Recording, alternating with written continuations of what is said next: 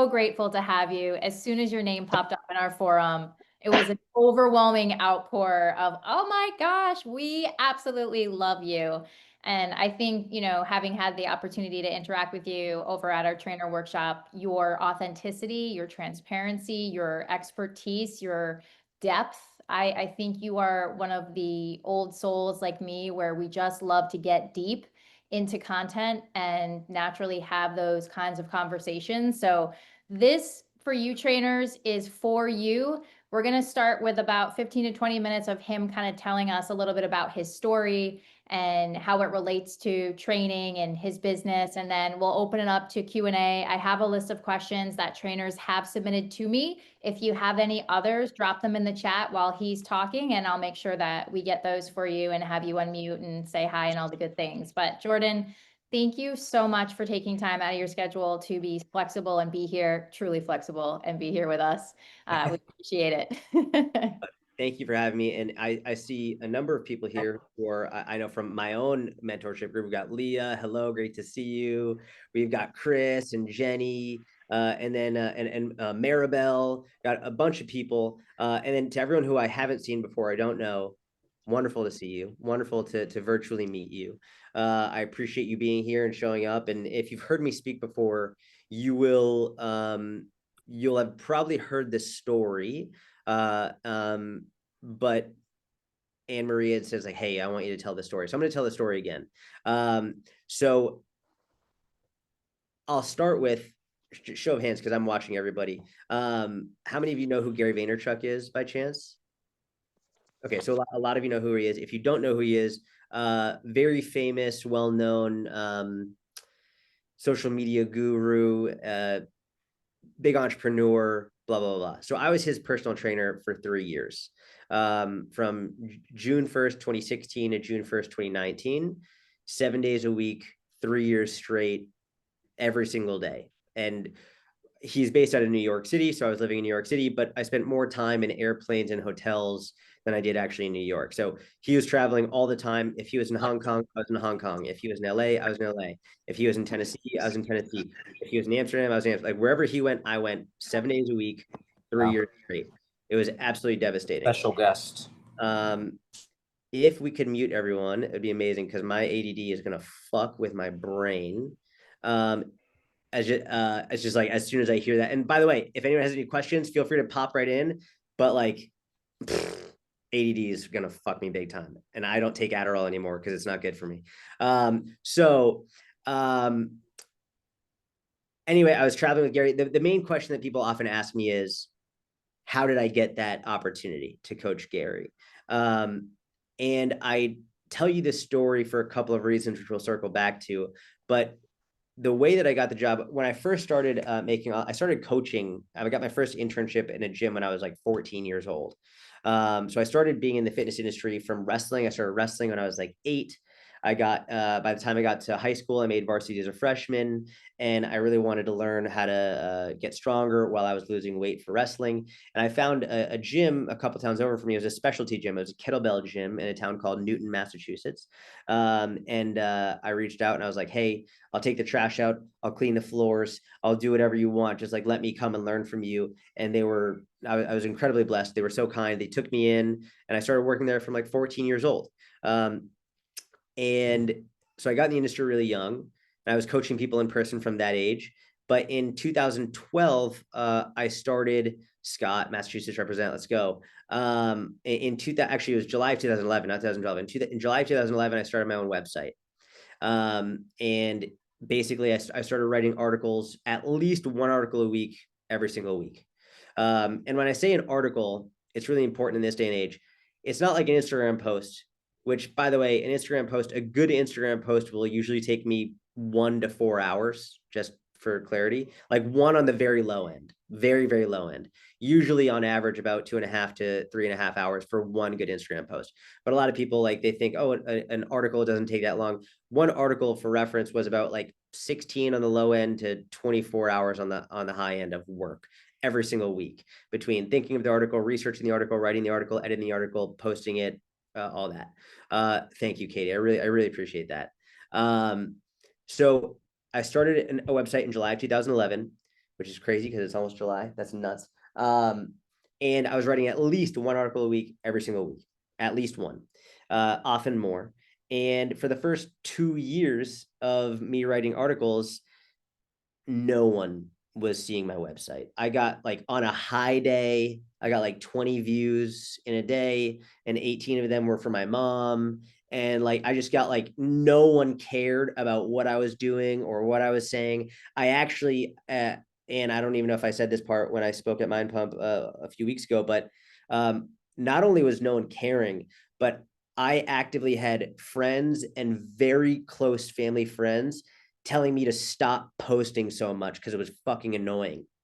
There was a guy named Mark who he was the father of one of my brother's friends, very close family friend. And I'll never forget, he literally DM'd me when before DMing was a thing.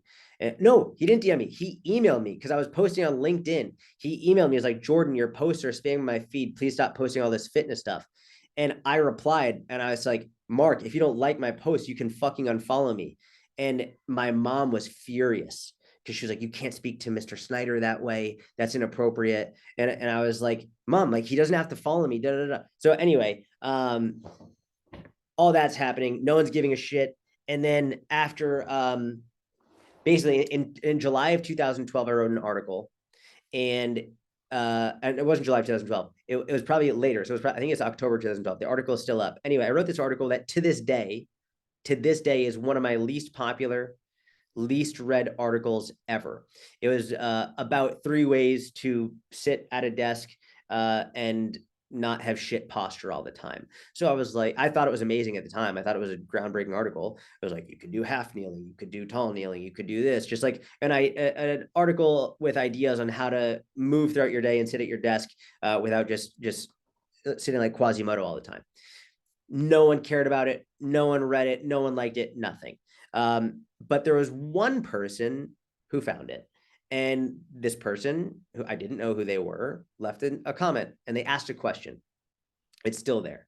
I had no idea who this person was. And at this point in time, I would answer every single comment. If I got a comment, like I was so excited. I was like, I got to reply. I have to, and it wasn't just like a fire. Emojis didn't exist. Like it pisses me off when you have people complain about a lack of engagement, and then I go in their comment section and I look, and someone, like, people say, hey, this was great, and someone just give them the thumbs up. It's like, are you fucking kidding me? You're complaining about your lack of engagement and you're just giving someone a thumbs up. That's, imagine if you invited someone to your house for dinner, okay, and you cook them an amazing dinner, and then they said, hey, thank you so much, this was really a wonderful dinner, and you just looked at them and gave them a thumbs up. Like, you're a real piece of shit, right? That's what you're doing when you're making content. Someone comes to your page and says, thank you so much, this was wonderful, or you have a question, and you fucking just like their post, or you give them the thumbs up or the fire emoji or the hand clap. Fuck off. It's just obnoxious, and no wonder you're not getting good engagement, because people are seeing that. Why are they going to continue to engage with you if you're not replying to them? Anyway, this person asked a question. I don't remember what it is. I reply in depth. That's it. This is in 2012. Don't think about it. Long story short, the person who left that, long story short, like 50 minutes into that fucking story, this person who left this comment at that time was an accountant in Chicago. And I didn't find this out until years later. He didn't want to be an accountant anymore. He ended up becoming a personal trainer and got an internship in New York City as a personal trainer. Through that internship, he met Gary Vaynerchuk, and he became Gary Vaynerchuk's first personal trainer. Then, after a couple of years of training Gary, 2 years, Gary was having postural issues, some pain issues, and Gary said to this guy, he was like, hey, do you want to keep coaching me? And he was like, it's 2 years, like I've had enough. Gary was like, okay, who's going to coach me next? And this guy, he was like, I think I know a guy, because of posture and pain. He had continued to follow me throughout these years. So he reached out and he was like, hey, how do you like to coach Gary Vaynerchuk? I have no clue that this is the guy from that article in 2012. No clue. There's no connection. We haven't kept in contact, nothing. I just see that Gary Vaynerchuk's personal trainer is asking if I want to coach Gary Vaynerchuk. which at first I thought was a joke. I was like, there's no way this is real. Anyway, I end up getting the job coaching Gary, and that's a whole separate, the interview, all that was wild.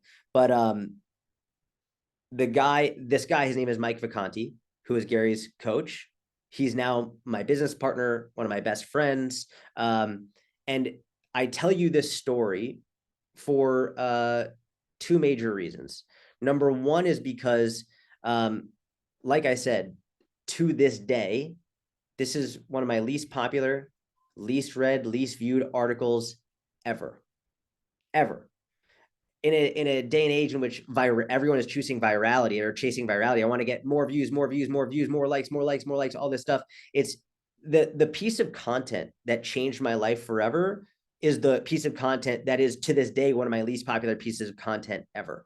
Okay, so it's really important that in this social media economy and this likes economy, like, hey, I'm looking for more. You don't need that many, and you never know which piece of content is going to change your life forever. So if you're ever like, I don't know if I should post this, I don't know if this is worthwhile, just fucking post it, especially if it's something that you believe in. And the other one is interact with people. Like, you never know who you're interacting with. And I don't even say this because I think it's sort of obnoxious when you're only thinking about it from the perspective of you never know who you're interacting with and what they're going to bring back to you later.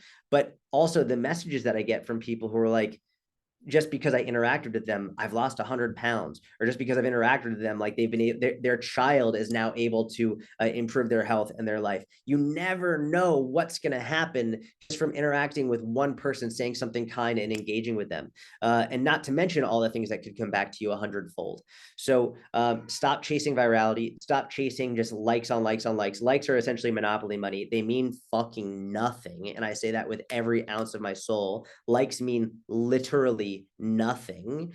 And when people engage with you, please go out of your way to engage with them, and in a very meaningful way, not trying to brush them off, but imagine they're a real person speaking to you face to face, because that is a rarity nowadays. I mean, even speaking to people face to face is a rarity, but on the online social media world, the way that you stand out is to be overwhelmingly kind. Like, I want to give you the most as the best version of myself, the most I possibly can, because that's what's going to make you stand out. It's not your hooks in your videos. It's not like the font that you're using. It's not the first 3 seconds. It's I'll frame it this way, and then we'll move on. I'm sure you've all heard the word brand before. Like, what's your brand? Ironically, whenever I ask people what brand is, no one can define it for me. No one's been able to tell me like, oh, this is what brand is. And I think of brand in a very simple way. Brand is how people feel when they see your name or see your face. The emotion that is immediately evoked as soon as they see you pop up on their feed, as soon as they think about you, as soon as they hear about you. What is the first emotion in their soul when they see you and hear you? And that is going to come from how you treat people and how you interact with people socially and publicly and privately. So it has very little to do with hooks and all the stuff that all these gurus and mastermind nonsense want you to think about. And it's much more about the person that you are and how you're interacting with people. So that's why I tell you that story. How's that, Ann? That was incredible. So much to unpack there, and I'm going to try to keep it as concise as possible. But I loved how, even our clients are very guilty of this. They want the overnight success. They want to lose the 20 pounds like yesterday. And a lot of trainers, especially when they're new, have been promised overnight success with cash frameworks and quick fixes and wins to get them that dopamine hit of their first big sale. And what you've just so beautifully illustrated is it takes time, and there is no shortcut. The shortcut is the right way, which is the longer way. And when we stop trying to chase the instant gratification and we dig in, you're a perfect example. Took 2 years before your posts really took traction. It took you a year and a half to finally do a split.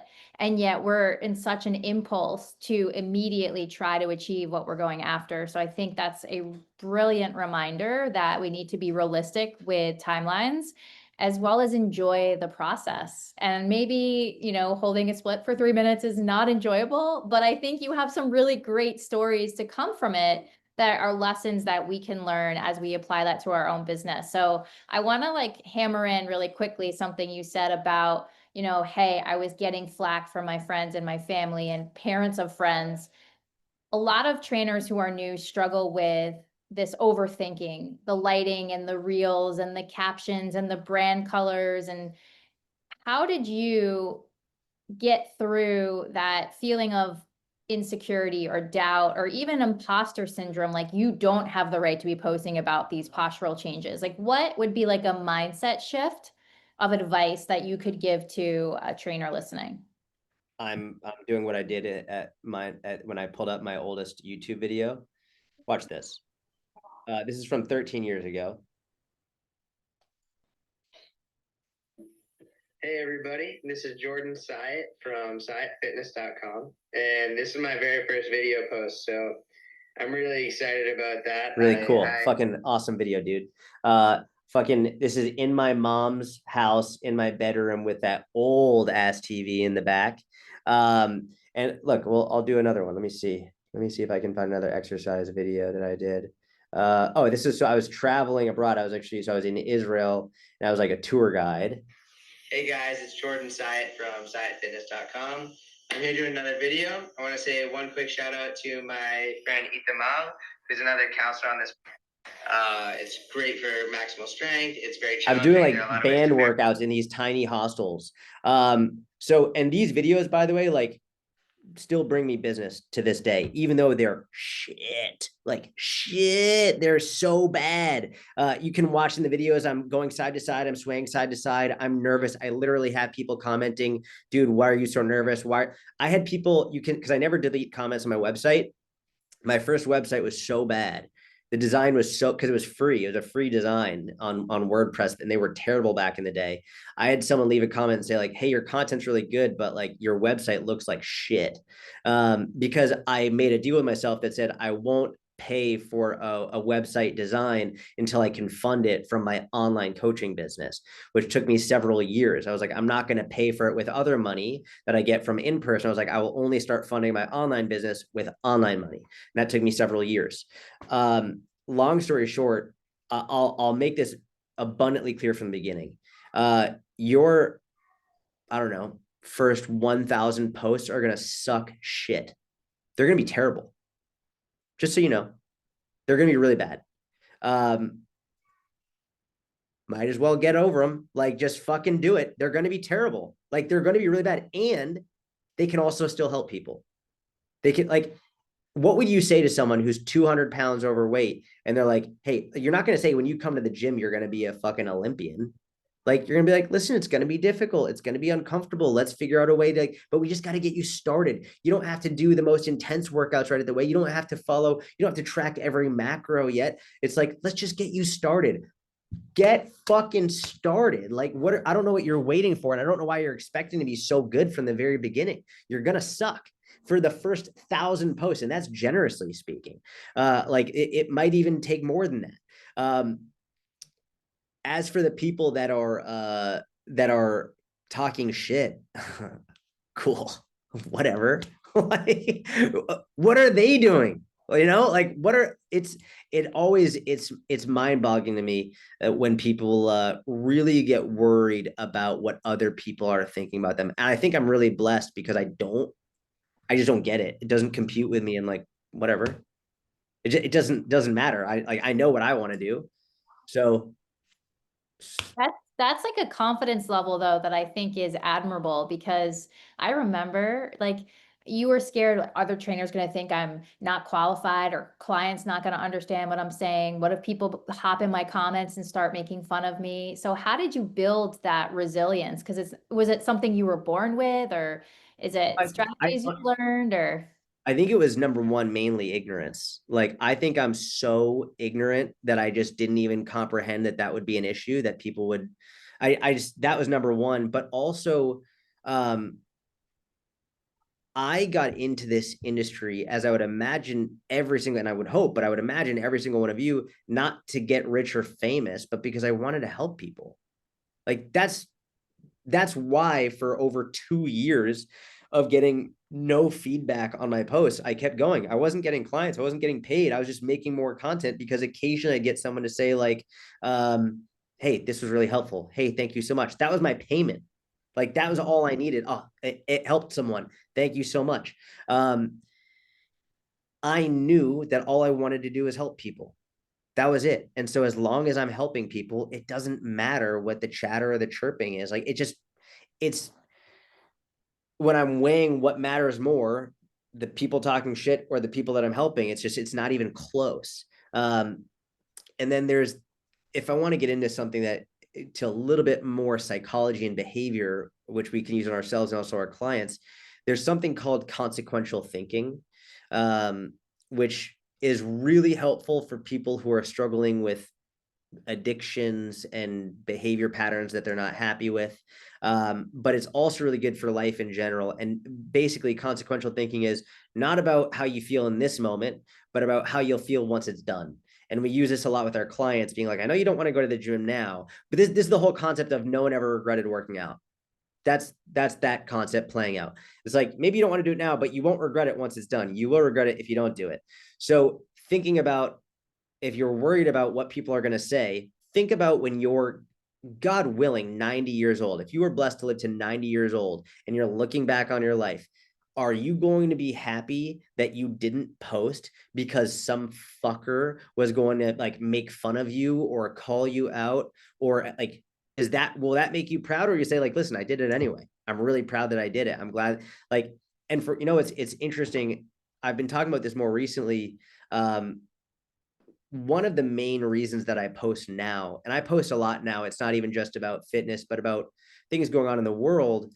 One of the main reasons I do it, arguably the main reason, is because I want my daughters and my grandkids and all of the people in my family in the future to know where I stood on certain topics. And I want them to know that I stood out and spoke about it, even and especially if it was unpopular. And they can go in and they'll be able to see the comments of the people who supported and the people who were against me. I think right now, I mean, people always think about like, oh, what would I have done at this point in history? What would I have done during the Holocaust? What would I have done now? And for the first time in history, your family and generations will be able to know exactly what you did and what you spoke about, right? And so that's one of the reasons why I speak so publicly about this stuff. And yes, like I think it's great for the fitness content because now my kids and grandkids and so forth will be able to go in and they'll be able to be like, oh, they have all that information and they'll be able to see what I'm. Think about how great it would be for you to go back and see your parents having conversations and speaking into a camera and your grandparents and seeing what their thoughts are on certain topics. You have that opportunity right now. Take the business out of it. Take like all of that. Give your future generations the opportunity to hear you speaking about what you very passionately believe and things that they'll be able to use in their life. I mean, business, amazing. Helping people, amazing. But also for your family, it's like, what a gift. I love that. It's like a time capsule. Yes. You're documenting it in real time. Yes. So it's incredible. The history teacher in me love that comment. All right, let's dive into a question that I think is going to really help a lot of these trainers. And it's dealing with, okay, Jordan has all this experience. If we were to strip you down to the bare bones and you were to start all over again, right? No followers, just like you were starting out back in 2011. What would you do to land your first 3 to 5 online clients? Okay. So I'm going to ask an annoying question here. Am I assuming that I'm already a really good coach in person, or like Yes. you're already Yes. good? You've already You're coached. already good in person. You are posting consistently, but Yep. maybe you're not posting the right stuff. Okay. Okay. Um, And you you, have some emails, but maybe you're not emailing them consistently. I'm okay. giving you too much. This is great. So the reason I asked the question about good in person is because, or honestly, that my first online coaching clients and the vast majority of the people in my mentorship and in my experience get their first online coaching clients from their in-person clients. It's like those are the first people who will become your online coaching clients easily, and they're sold, and they will be your first referrals to more online coaching clients. So when I went from in-person to online, and I didn't just go in-person to online, I went in-person, hybrid, and then fully online. I offered my in-person clients, number one, an amazing deal. I was like, hey, listen, I just want to let you know, in the next couple of months, I'm going to be transitioning to going more online. And I did this with the clients that I had a really good feeling would have no issue with it whatsoever. I was like, if I'm meeting with them 3 or 4 times a week, I was like, hey, going forward, we're going to transition, if you're okay with it, to 1 time a week, and the rest will be online. And that'll be the transition for about 6 months. And then after that, then we'll transition fully online.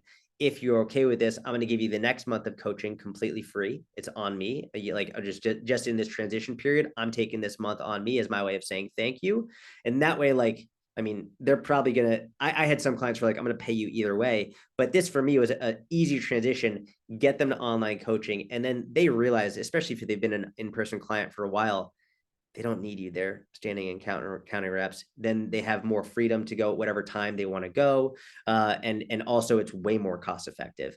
So it's just, online is a better deal for time and money and for everybody. So taking your in-person clients and moving them online is, I think, the best thing any in-person coach can do, because it's going to free up a tremendous amount of time. Even if you free up 2 hours a day or like 8 hours a week, I mean, think about all the extra content you can get done, and the more that you can spend time out in the social media world, if that's what you want to do. So that's number one: move in-person clients to online, save yourself some time throughout the week.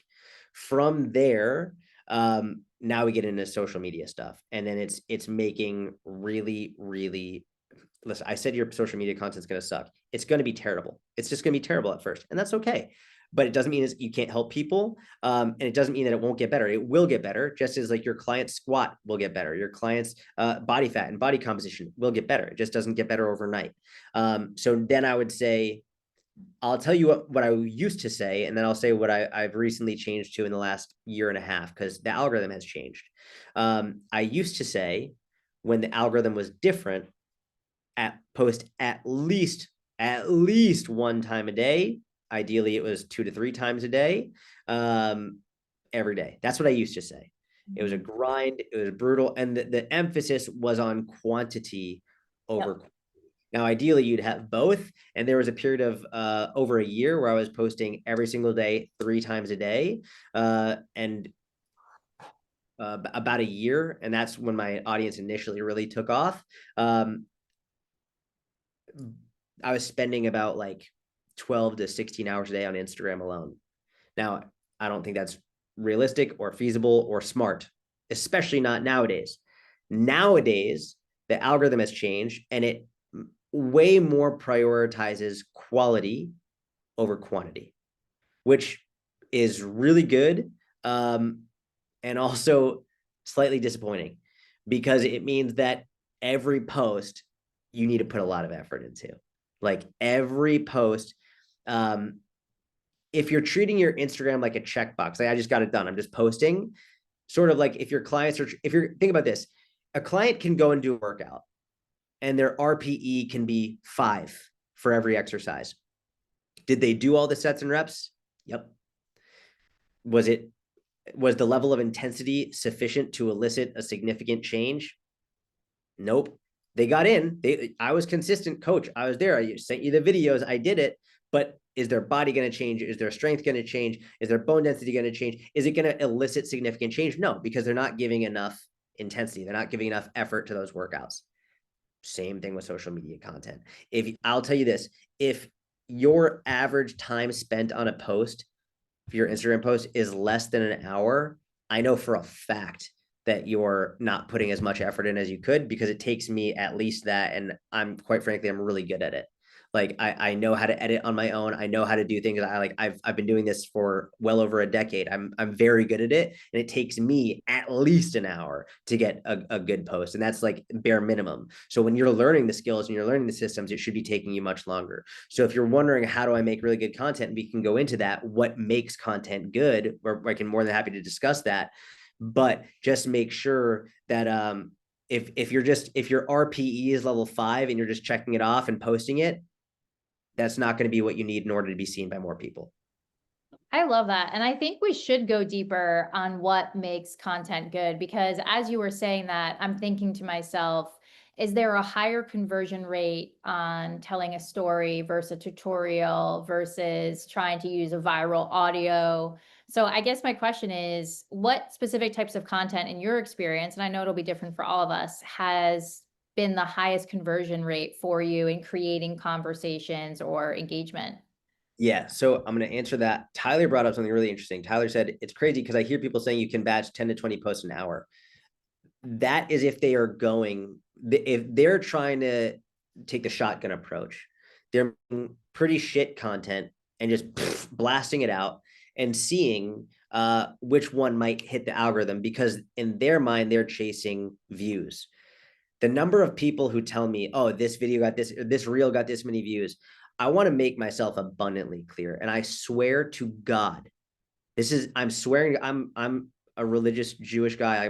I'm serious right now. I don't look at views. Views mean literally nothing to me. And if you're chasing higher views, that would be like your it would, imagine like you're playing someone in Monopoly and someone's taking it so seriously, being like, no, I made this much money right now. It's like, you have a mental illness. Like, well, this isn't real money. You're not taking this and investing this in your fucking, it's fake money. Views mean nothing. And I have a conspiracy theory, which I'll share with you, which is that the algorithms and the social media platforms know that views, people care about views. So I think they inflate views very often with fake views just to get people playing the game more, because the more you're on there, the more you're creating, the more money they make from advertisers.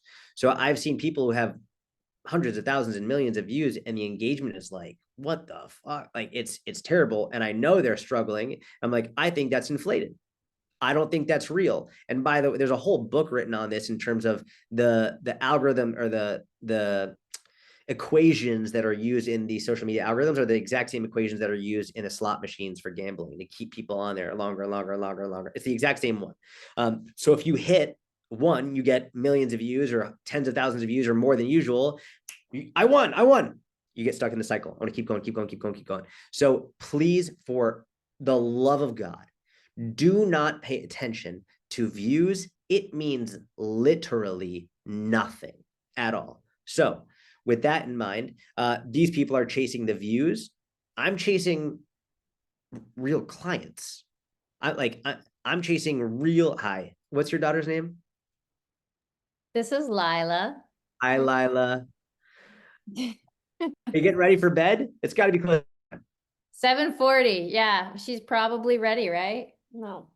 She's No. waiting for me. I'll tuck her in about 20 minutes. Okay.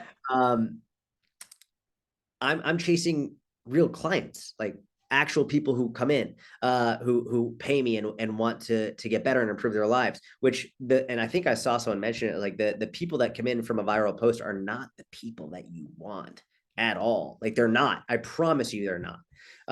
I literally just had a person tell me today, he got mad that I posted something about current events, and he was like, I'm unfollowing you. And I was like, awesome, thank you. And he was like, and he goes, I swear it's all written out. He goes, proof that posting about this stuff isn't good for business. And I replied, I was like, what did I say? I said to the effect of, I was like, actually, it's really good for business, because if you ended up paying me, I know for a fact you'd be a pain in the ass. And the reason I know you'd be a pain in the ass is because you're leaving these comments. I was like, so I would much rather not have your money. Long story short being, the people that come in from these viral posts, the people who aren't connected to your brand, you don't want them anyway. I promise. They're fucking leeches. It's not, you don't want that. You want people who love you and who appreciate you for what you're offering. Which, why would they love you and appreciate you for what you're offering? Because your content's really good, because it's amazing, and because they can feel in every post that you're doing everything you can to possibly help them. So there's one thing that I think is really important. I call it an IPA, and it's not the beer, but it stands for immediately practical action, or immediate practical action. if your posts do not have, if whatever you're posting, if you cannot clearly identify at least one immediately practical action that the person watching can take to immediately improve their life right now, it's a shit post.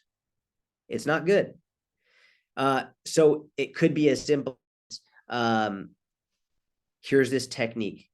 Here's a technique, like, and actually I could talk about how the algorithm is really interesting with the technique videos right now. But here, I'm going to do a Bulgarian split squat video. Here's how you can feel your glutes better. Or if your knees are hurting when you're doing lunges, here's how you can do this. Like, these videos I think are super underrated. You might think they're overrated because you see them all over your feed, but I guarantee you, how many clients do you have who are like, hey, like my knees hurt when I do this, or hey, like my back hurts when I do this. It's like, oh my gosh, like the vast majority of people, everyone has their, I'll look at my wife's feed. It's crazy. It's a different world when I go to her Instagram feed versus my Instagram feed. And we all have radically different feeds. So just because you see every single fucking trainer talking about calorie deficit and lunges and Bulgarian split squats and booty building, that the vast majority of people don't see it. And going back to the question of how to get your first online coaching clients, the vast majority of the people following you are people who are close to you and probably not involved in the fitness industry. So you're the person they go to. If you have people who come to you and say like, hey, how much protein should I be getting every day? How do I know how many calories to eat? It's like they're coming to you for that information. So you need to be the one to give them that information with this very helpful content. And the way they are going to develop this close relationship with you and love you and trust you and want to support you and your brand is through you posting this helpful day. I think Johnny's iPad is, there we go. Posting this content every single day over and over and over again. Now, in terms of daily, it doesn't have to be daily. In fact, I would rather you at this day and age, let's say you're super, super busy. You've got a lot going on. Listen, I've got 2 kids, a donut of a dog, like craziness. So I don't post every day at this point, but I would say I would rather you post 3 to 4 really, really fucking phenomenal posts a week rather than posting 7 meh posts a week. It's just, it's so much more important to have a high quality post that is, and there are many things to discuss about a high quality post, but the most important is there an IPA that people can immediately get better with right now from using it?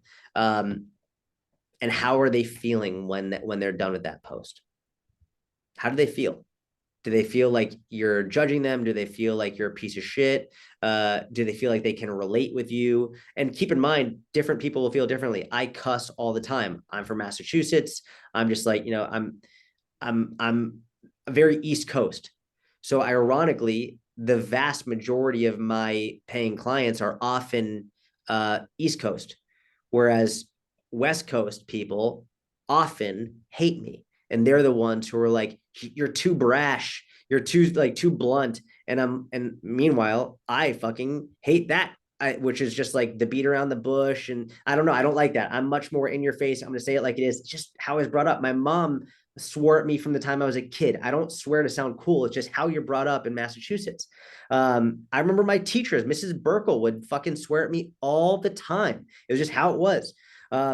So the most important thing is being true to yourself. And I think people really relate to that and resonate with that and appreciate that. But how are people feeling? And are they being helped? Is there an immediate action they can do to get better right now? That's it, which is really wonderful because then you get to decide what you're going to talk about. Like, you don't have to decide like what's popular right now. You have to decide, what do you care about? What's important to you as a coach, and who do you want to work with? Right? Like, for example, last year and a half, I've been posting way more about mobility. So I've been getting a lot more people joining the inner circle because they want to improve their mobility. I'm not posting about, shocker, I'm not posting about bodybuilding. Look at me. I don't look like a bodybuilder. I barely look like I lift. At all. Ironically, this has worked super well in my favor because when I show how strong I am, I deadlifted over 500 pounds weighing 132. A lot of women wanted to work with me because they're like, oh, he doesn't look big and bulky, but he's really strong. I want to be strong. I don't want to get big and bulky, which was also like a dagger in my soul and really good for my business at the same time. Because I don't have a lot of visible muscle, but a lot of women are like, I don't want to get big and bulky. I want to be strong. So I want to be like that guy. I was like, that's horrible and also amazing. All right, let's do it. So, and then I branded, I spent a period of time calling this secret strength, right? Where it was like, if you want to build secret strength, where like you don't look big and bulky, but you're super strong. And that became a big part of my brand for a while. I might even bring it back. It's genius. Anyway, whatever you are and what you care about, post about it. Whatever you think is important, post about it.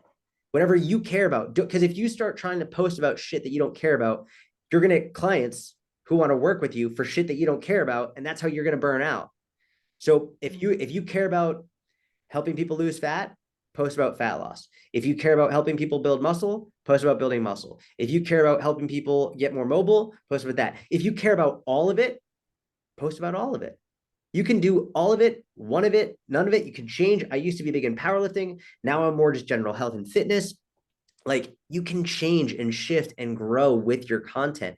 Whatever you're passionate about, post about it and do everything in your power to make it as helpful as humanly possible every single time. That's how you build a fucking bulletproof brand. I love that. IPA. I'm definitely going to have to now use that when I post for the Mind Pump page. And as you said that, I'm like, okay, I did just post today about Sal, but I'm pretty sure I had at least one or two IPAs in there. So now that'll be kind of my little thought process as I go through the content.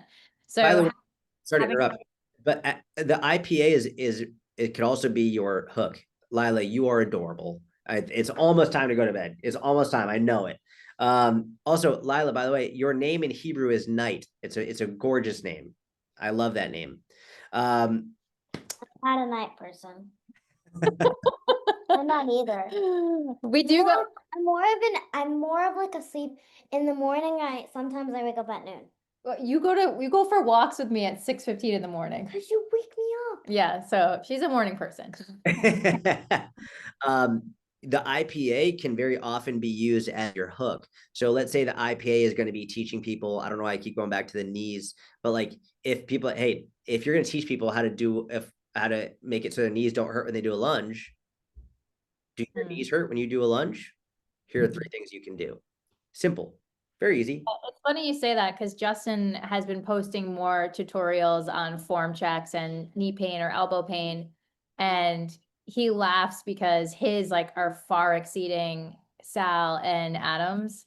And he's like, occasionally I get to flex. But it's because the trainers now get to hear the thought process of like, wow, well, my clients also have knee pain or shoulder pain or elbow pain. Like these are great. So you're absolutely right. It can kind of work in both arenas. I love that. Well, I have a really cool question for you, and one that I think, based on our conversation, is natural progression for our trainers dealing with creating a loyal community from the content that they're creating. So, what would you say, in your experience, has been like 1 or 2 intentional actions that you've taken to go from creating this meaningful content for your audience to then building this loyal community or inner circle that you now have? So the question is like, what have I done to build the loyal community? Mm-hmm. I'm so unbelievably blessed because the community is extraordinary, and I really think that anyone who's ever been in there or is in there is like, it's such a kind, positive community. There are a couple things. So here's one. I try my absolute best to just be kind, as kind as I possibly can. I know there are some people who built their brand based on being douchebags.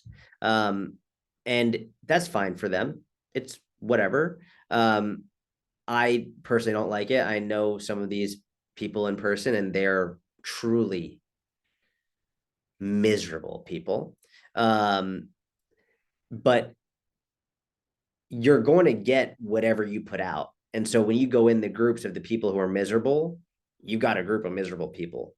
When you put out kind, positivity, open-mindedness, kindness, generosity. That's what you're going to get in your group. Now, occasionally a douchebag will enter the group. And I kick them out so fast.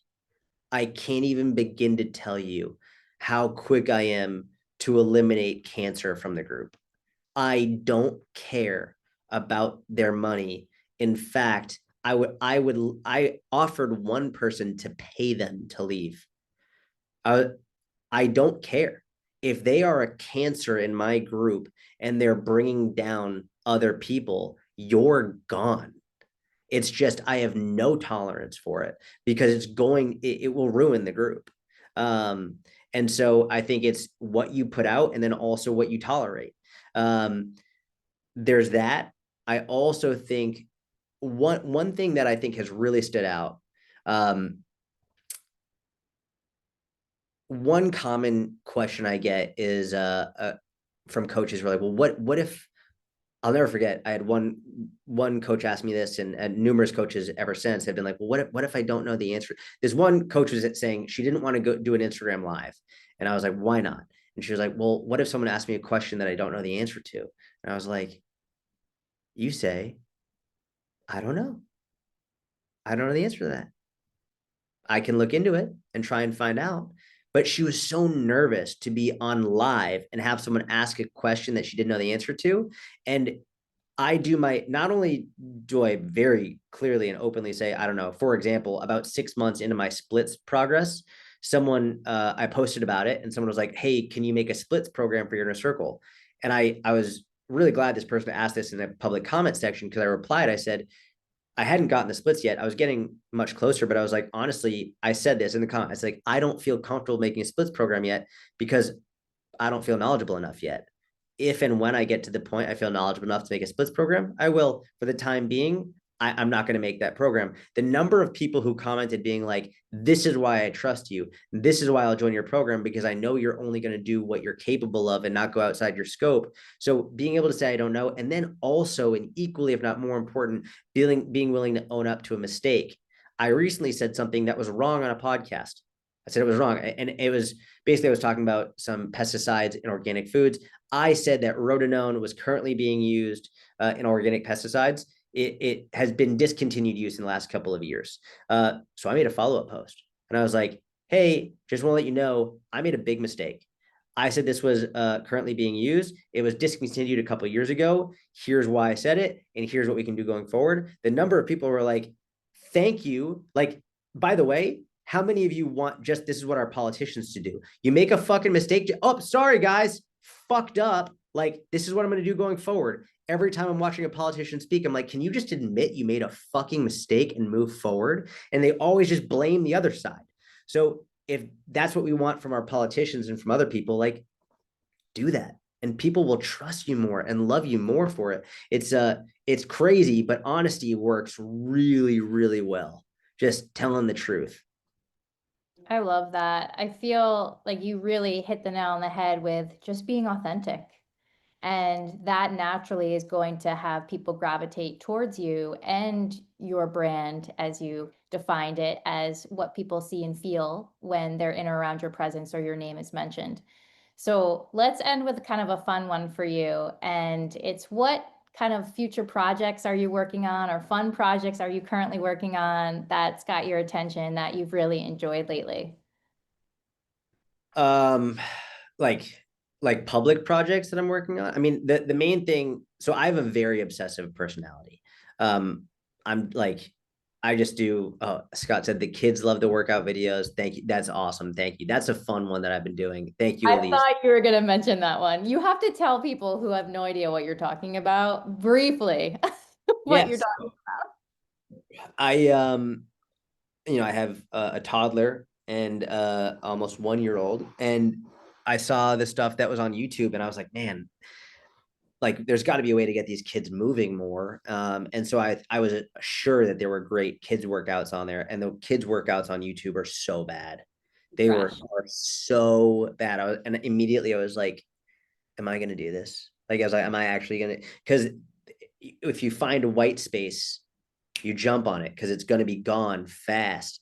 And so I saw that the kids' workouts on YouTube were trash. I called my videographer and I was like, get a green screen because we're going to do kids workout videos. They're phenomenal. They're phenomenal.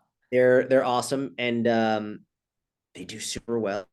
I get the cutest videos of kids doing them all the time, and I get parents join. I've literally had people who don't have kids email me saying, I don't have kids, I'm brand new, I've got 100 pounds to lose, I saw you're doing kids workouts, I'm starting with these.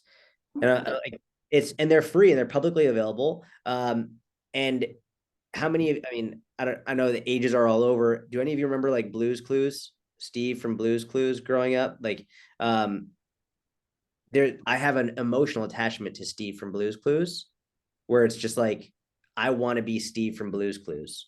Like, I want these kids to be like, Coach J, I got, and by the way, I think nostalgia is the most powerful and underrated emotion, period. And so I think about this. People often ask, what am I going to do to help my kids have good relationships with fitness and nutrition? My kids are very young.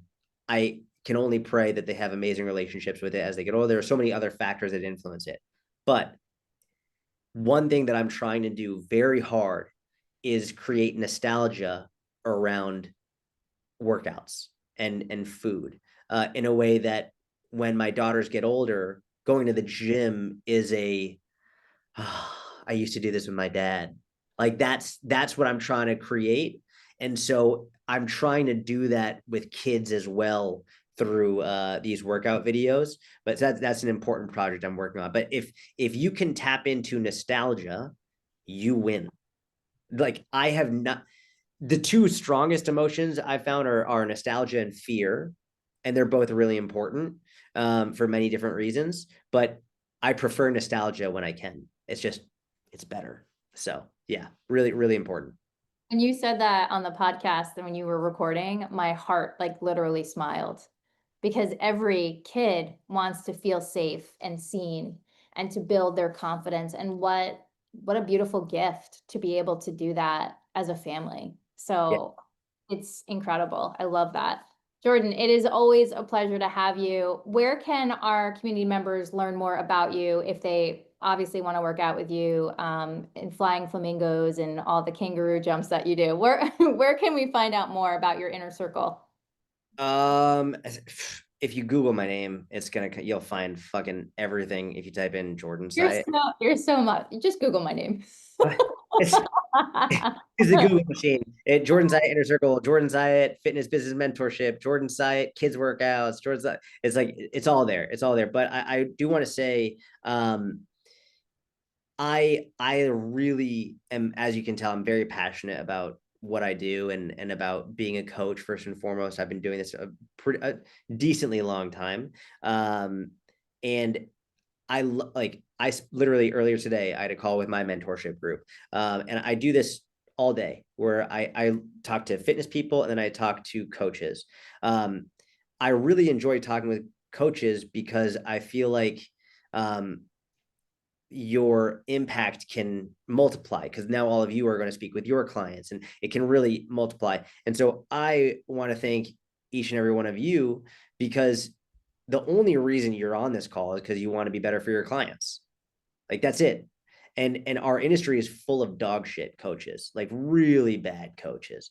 And so we need more coaches who are putting in more time and effort to be better for their clients and to be better for our industry. I think we have an amazing opportunity to make it so that I still, I'm sure many of you relate, where like people, oh, you're a personal trainer. That's what I tell like people who don't know me, like I'm just a personal trainer. I don't tell them anything about social media. I'm like, I'm a personal trainer. The looks that I get, it's pretty discouraging. We have a really amazing opportunity to elevate what we do. So I think that the more conversations we have like this, the more that we elevate each other, the better. And I appreciate all of you. And thank you for being here. And if I can ever help with anything, like I'm always happy to. Well, we appreciate you, Jordan, and enjoy your time with your family. I'm about to go tuck Lila in, and Dave. Dave says hi too. Very much. Have a wonderful night. I'll talk to you soon. Goodbye, everyone. Thanks for coming.